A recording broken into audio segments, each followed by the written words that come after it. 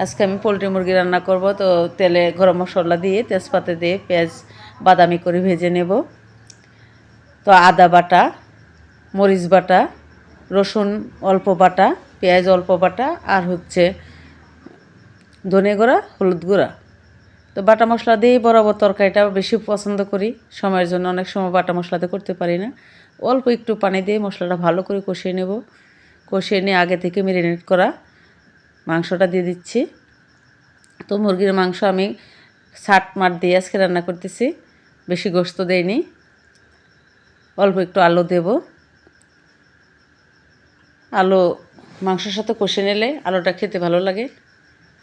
অল্প গরম পানি দিয়ে আবার ভালো করে কষিয়ে নিচ্ছি। তো কষানোর শেষে আমি ঝোল দিয়ে দিয়েছি। কয়েকটা কাঁচামরিচ দিয়ে দিচ্ছি। তো জিরা ভাজা, গরম মশলা বাটা আমি দিয়ে নামিয়ে নিয়েছি।